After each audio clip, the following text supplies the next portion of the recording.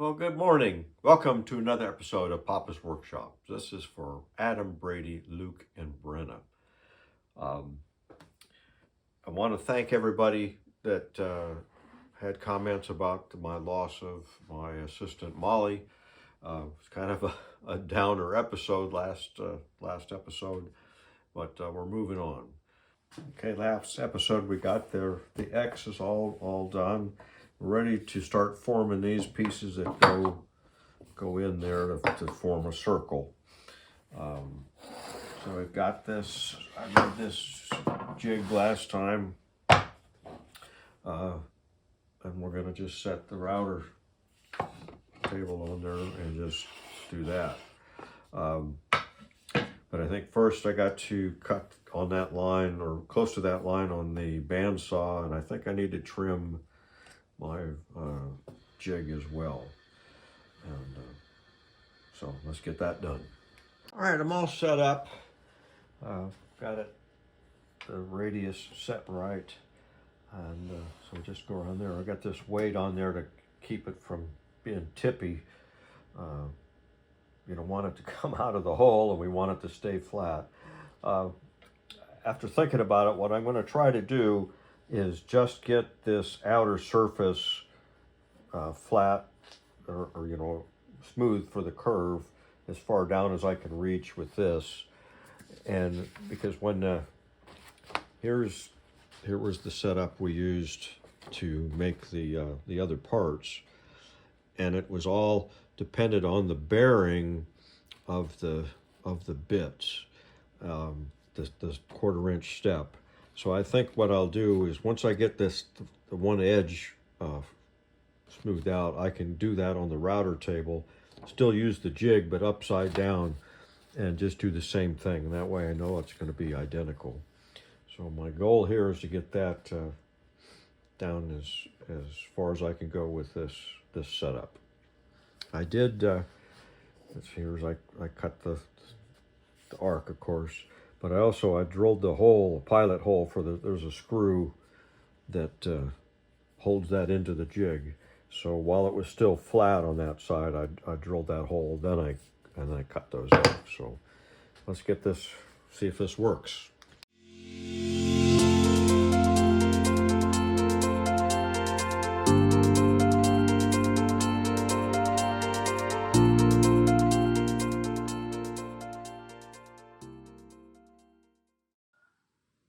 All right, that came out all right. I got all the way down. I did have to give some more support. It gets a little tippy going out beyond the edge. So that worked out pretty well. So let's get this out of here.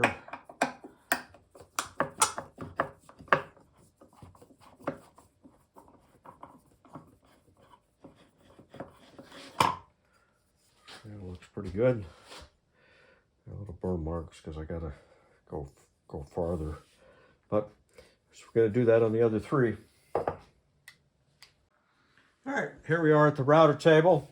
I got the jig with a piece in it, so we're gonna put that. This is the top, so we're gonna put that face down, and we've got this rabbit bit in there, and we're just gonna go get out and do it in steps until we get up. We're going to do these steps here, so we're going to step it up until we get 1.5 inches up, then do it again and do this little step. Then we'll switch parts, do it on the other three, then we'll come back and put in the cove bit, and we'll do all 4 with that setting, and then finally we'll finish up with the round over, and each time the bearing is going to ride on these various surfaces we've created. So there, and then when it should be looking good.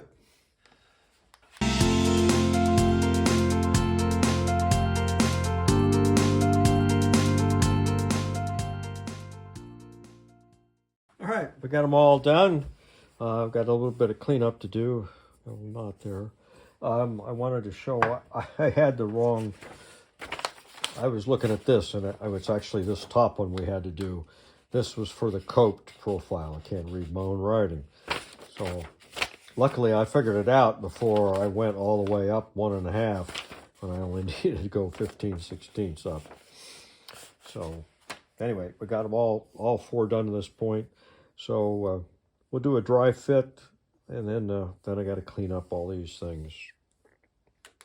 All right, here we are, dry assembled, and it looks like a nice circle.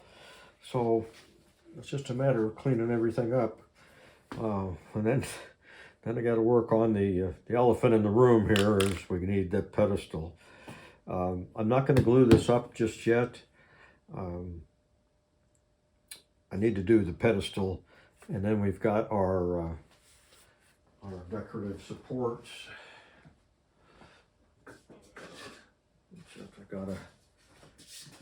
I made a pattern here, so that's going to go, like this up against the pedestal. Pedestal is going to be out about there. So I think I need to have the pedestal done and figure out where the mortises are going to have to be in these legs, and it'll be easier to put those mortises in when it's disassembled. So I think I'll just work on getting these profiles all cleaned up today, and then tomorrow we'll start fresh on the turning. And we got those little bun feet that go underneath here that I've got to turn also. I'm going to turn those first. I don't use the lathe too often, so that'll be sort of my warm up, is to do the feet, and then we'll do the big guy.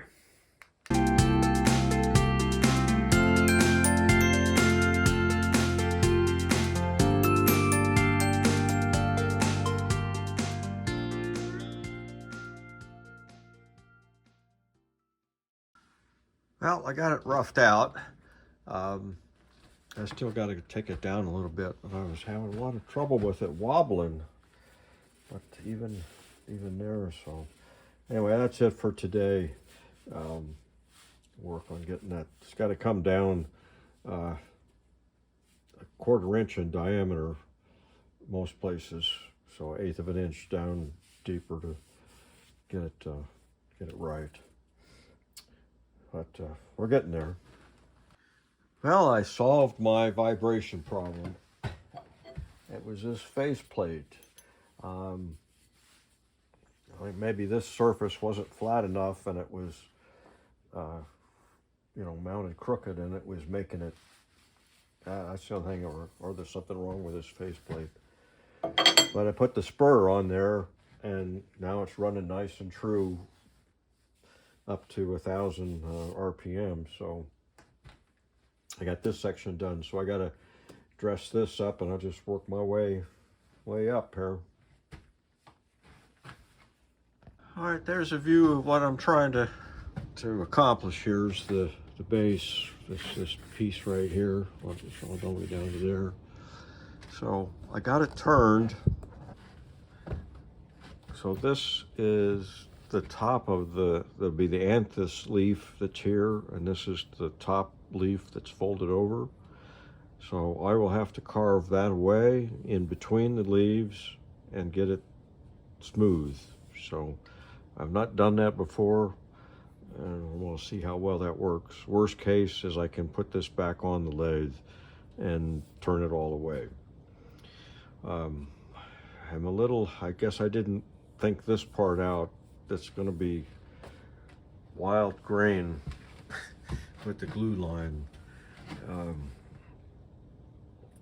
guess I should have had to. You would have had to do it in a column somehow. I mean, this way looks all right, but when we get to these things, it's going to look kind of weird. But it is what it is at this point. I mean, I tried to get the grains on those lined up, but it's, when it goes that deep, it's kind of hard to get it right. So at this step, I need to get all the little bit of tool marks that are still on that. I run some sandpaper on it a little bit, but I still got marks there I need to work on, get those all out of there. And then we'll have to put this on my indexing setup, which uses the chuck to hold that back there. So I want to still be able to put this on the lathe if this anthus leaf does not work. So I don't want to drill another hole or anything like that to put a screw in just to put it in the chuck. So I'll have to come up with something for that. Then I'm going to have to come up with something to hold this while I carve the leaf, unless I carve it on the lathe, which would be kind of awkward. So I got some issues to work out, but first I got to get these marks out of there. And here's back to the plan. There's the anthus leaf we need to carve. Get this right there.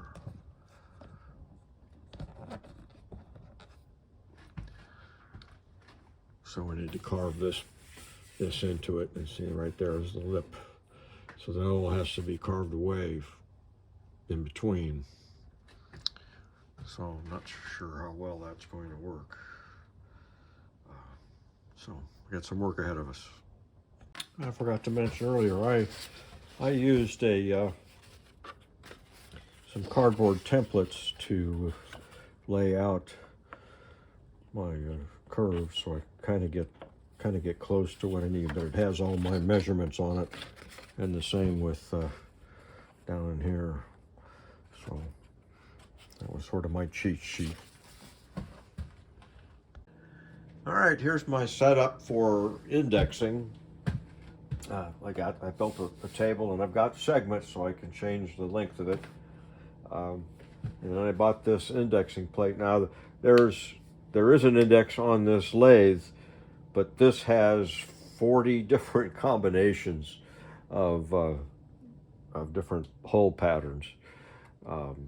So it does everything I've needed to do. So I need to mark where the brackets are going to go, where the leaf is going to be carved, which is every 90 degrees.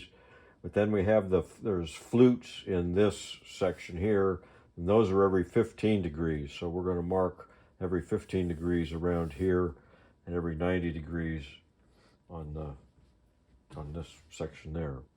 So we just do that. I got it zeroed, and so here's the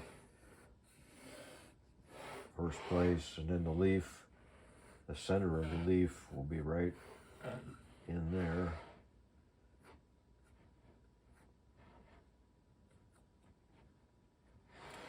And then we just pull this out and go every other hole in this case.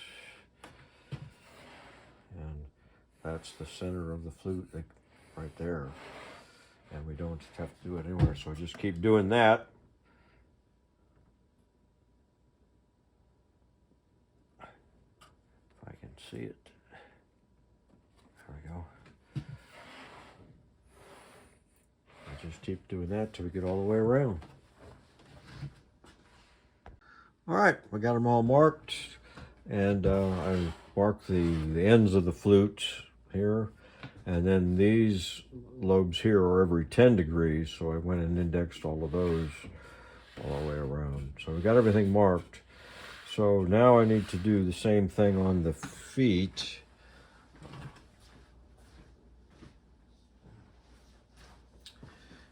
I had turned this earlier, so these are the 4 bun feet, and so they'll get marks across here like this.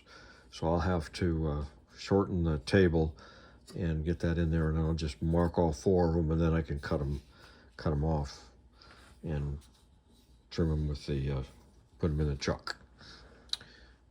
So let's get to it. All right, got those marked. They're 14. So they're 27 and what is that? Yeah, 25.7 degrees apart.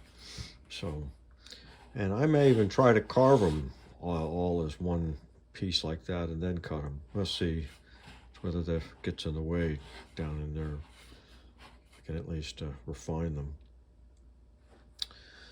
All right, so let's put this together with dry fit the other parts and see what it looks like. All right, here's kind of what it looks like.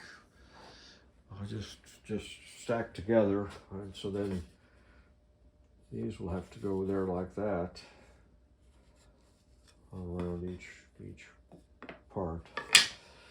I sure don't like this. I guess we'll just have to make it a dark color, and hopefully that won't be quite as noticeable. It's that, or cut it off here and make a cylinder, and then return it. I don't know that that's worth it.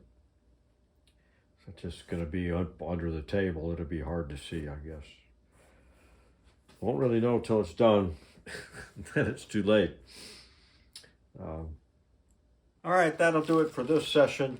I got some things coming up. It seems like this project's getting a bunch of interruptions, but so maybe another 10 or 2 weeks before I get to the next one. But we're headed forward.